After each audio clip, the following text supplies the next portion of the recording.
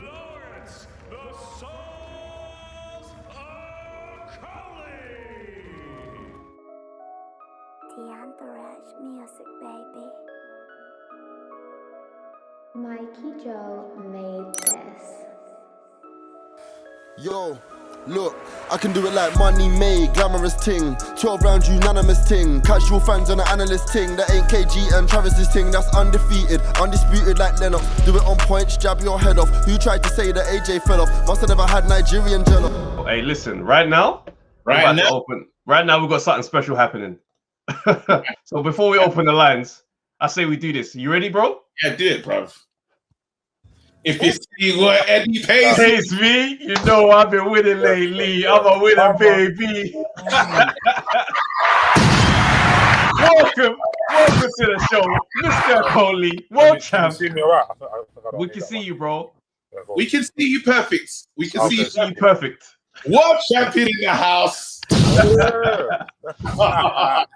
First of all, congratulations, bro. Congratulations. How does it feel? Thank you. Yeah, it feels good. Obviously, I'm still waiting for it to sink in. I don't know what the sinking feeling is going to be, but for me, it's nice. Obviously, when I hear the world, I feel it. You know what I'm saying? What are you talking about? And the news! And the news!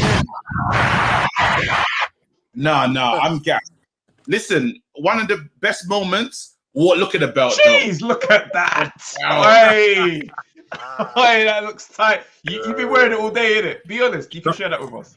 Mate, I listen. If we were like outside, I'll be doing a Chris Eubank and you'll be seeing me partying. We're indoors right now. You know what's so crazy, yeah? I gotta say this: the knockout and the walk-off was the most respectful thing I've seen in boxing for a little bit. You know? That walk-off that you did after the knockout was very respectful. It's too nonchalant, bro. Yeah, you did it like you was like raw. Is that what you brought me out my house for? Like, is that it? It was disgusting. That is hilarious. No, I was really happy with it. I was really happy to get that done. You know, obviously throughout the week, I was just holding my nerves and stuff, and just you know, I knew what I was capable of doing. I'm just happy that I was able to kind of show it on the world stage, and you know, I'm just gonna go on from here. Really, do you know what I mean? Yeah. Were there any moments during the fight where you thought like, "Rah, I'm not in control," or a bit shaky, or I need to watch out for this, or was it comfortable sailing the whole way through? Yeah, no, it was comfortable. I'm always switched on when I'm in the ring, you know, watching their movement pattern. But obviously, I've sparred so much against so many people, so I can kind of tell when people can't get to grips with my style. Yeah. Obviously, he's used to, you know, like I said, I always find a way to win. But it's like he's used to guys coming forward. He must have watched some of my fights where I'm eager, so I'm coming forward. Yeah. And he then lands good counter shots and stuff. But this one, I was like, you know what? No, like, I'm just gonna, like, why am I doing X, Y, Z in the gym and I'm not doing it on fight day? It's unacceptable. So I was just really focused on going in there, putting in a good performance. And I'm happy I did. You know, there's a lot of people that, you know, said it might be too early, I might not be good enough and whatever else. And, you know, I was happy to go out there and show the opposite. And then obviously for the people that wanted to see me do well, I see you guys, I see your live. The watch along. Yeah, your watch along, you know, it was great watching that back. I was happy to see you guys' reactions with the knockdown. You can't fake that stuff, you know what I'm saying? You can't fake the reaction. So, it was blessing. It was blessed. What can I want to ask you this question though, because in the first 2 rounds he was in a really low stance. Did you find that difficult to deal with? Because I don't know if he had his enough fitness to keep it up, to stay that low. No, yeah, that's what obviously I've watched him. You know, I watched how his fights go, and that's the thing. I knew he'd be hard to hit clean with the right hand early on, so we just kind of worked on just jabbing, maintaining the distance. Because a lot of southpaws, especially when you box someone like myself, the mindset is he's a big, strong black guy. And he's gonna throw big right hands, so they're gonna, you know, focus on that. So the battle of the jabs that usually happens won't happen. Yeah. If that makes sense, because because they're waiting on the right hand. So I was just able to tee off with the left, and I got a bit greedy in one of the rounds. I think round 4, Shane said don't start unloading with the right hand until the middle rounds. And then in between the 5th and the 6th, he said, all right, do it. Do you know what I mean? So I was happy to go out there and get it done. And just, you know, good performance. You know, the pats in the back and that are all nice, but I'm just happy that I have watched that fight back 10 times so far. It's only been 2 days. So that's a sign of a good fight. You know, I've had some fights. Yeah. I don't want to over talk about them. I'm happy I won, but I don't watch them back. You know what I'm saying? I don't watch them back. But all I've done from then is just go on, learn, win, and now, you know, I've got a world title, and you know, I'm excited. So what is the you said something, Eddie's got to buy you something, yeah? You said when I talk about rich people money, because I didn't know what you was talking about. I'm not gonna lie. Mad. I heard the name, I was like, I don't know what that looks like, but I know it must be expensive. Have you Googled it yet? Nah. Was it a Sky Dweller, did you say? That's the one, it's a Sky Dweller. And I made sure I emphasize the word gold. Don't watch that. I made sure I emphasize the word gold. Because, you know, there's different variations. He said gold, I said gold.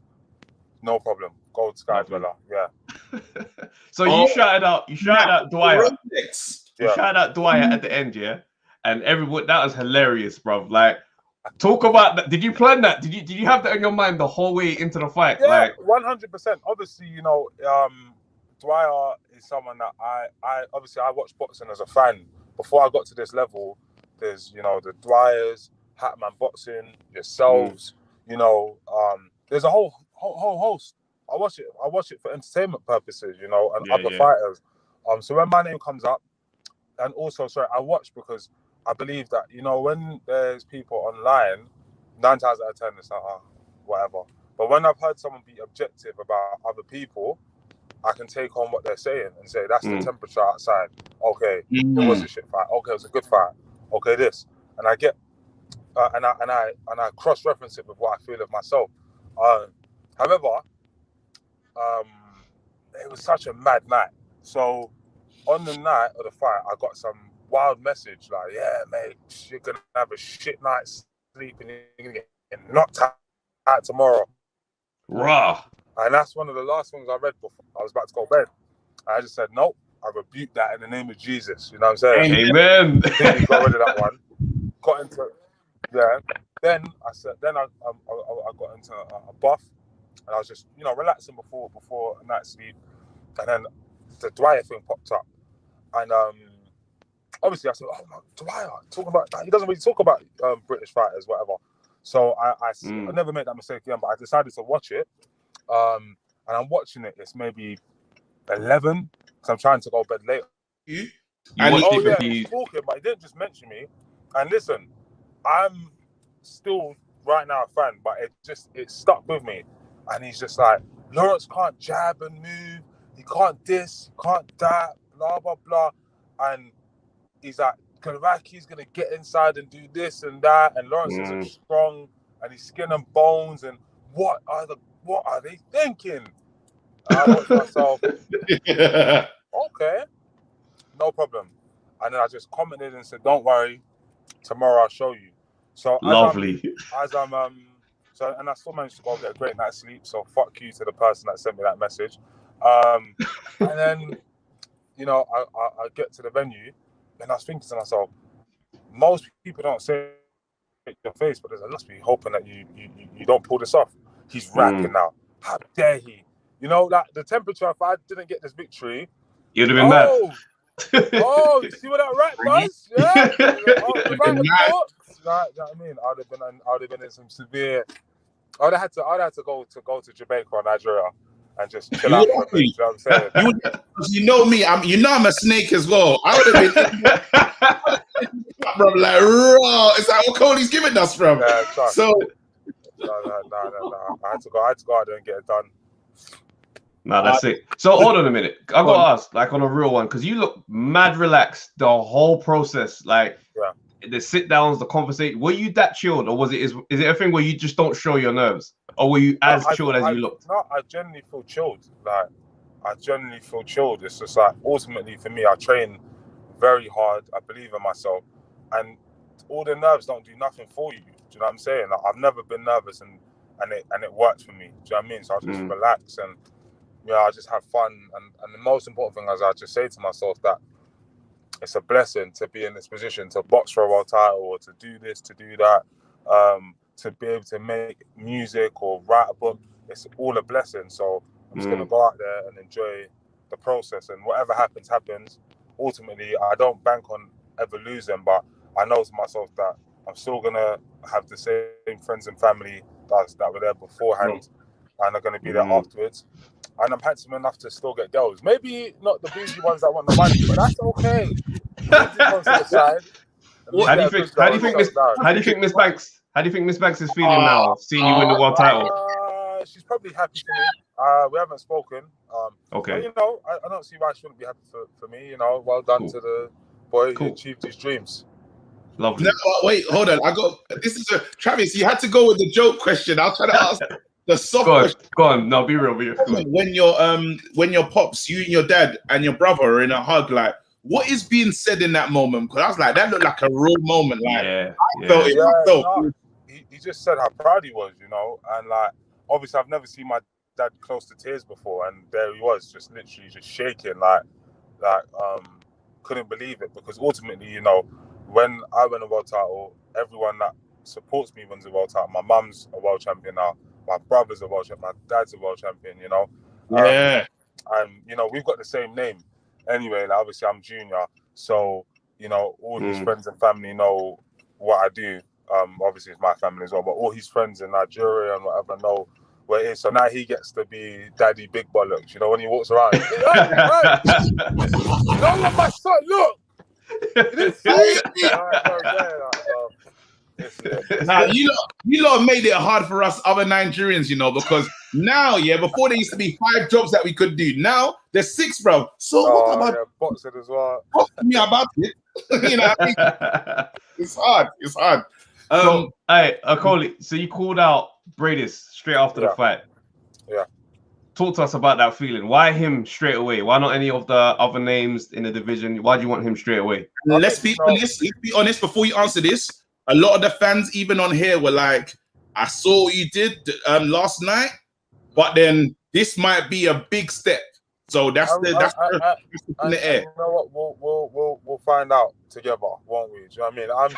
I'm certain with myself what I'm capable of. I know what it's like being in there with world-class fighters. Of course, maybe not in a competitive fight environment, but I know what I'm capable of. I know what it feels like through how other people respond to me in the ring. And it's one thing to talk about it, it's another thing to show it. So I'll be eager to show it.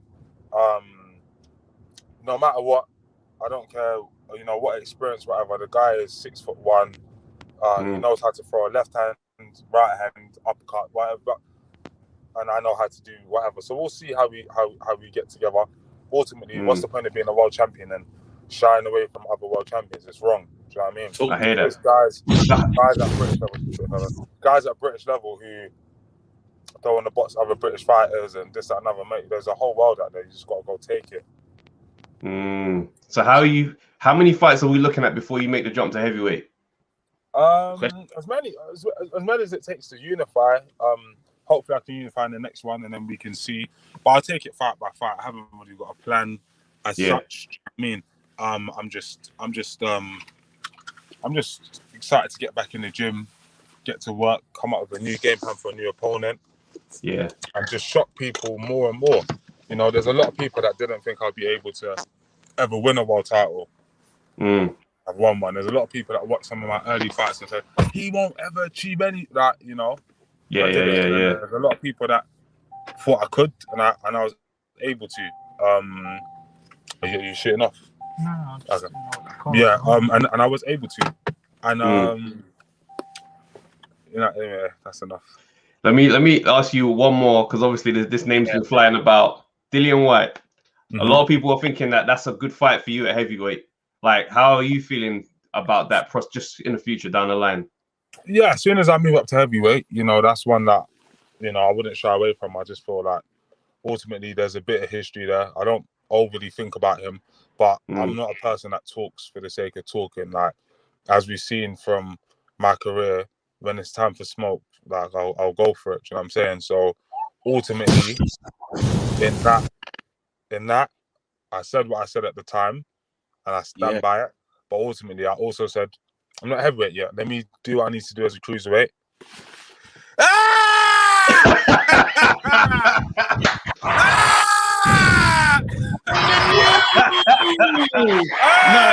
Wait, listen. All I'm saying, let's cut it. But I want to say this to you right now, bro. When we allow to see you in person, we gotta sit down proper because you said literally, I'm gonna win the title and I'm gonna come back here with it. So when we're back, and I will do. You know, that's what I'm trying to say. People think I talk just for this. Like, I mean what I say in all aspects. You know what I mean? Like, when I say this guy, I'm not ducking. I'm not afraid of this guy. I'm not afraid of that guy. I've got a plan. I want to do this. So I stick to it. Do you know what I mean? And ultimately, you know, I think I've been everywhere today. So I think, you know, a lot of people are going to be seeing. Some people are going to be happy. Some people are not going to be happy. Whatever. Do you know what I mean? I just continue to level up. And that's that. You know what I'm saying? All right. Listen, bro. Look up yourself. Enjoy yourself, man. Listen, we're waiting for the next tune still. Try and get AJ in the studio, please. Yeah. We've been having serious discussions. I think we're about 75% way on the negotiations. I think we're gonna get there. Now with this belt, I think we're gonna get there. There's leverage. Lovely. Yeah. 2-1 seconds on attack. Look after yourself. Have a nice one. Bro, take it easy. Wow. Come on. Do you know what? That's an exclusive. Only on Monday Night Smoke. Only on Monday Night Smoke, bro. Listen. Yo, people, thanks for watching the Undefeated podcast. Make sure you like, subscribe, share, leave a comment, and all that good stuff, man. This is the place to be. I liked it still. Yeah, same. I liked it. Very nice, very clean.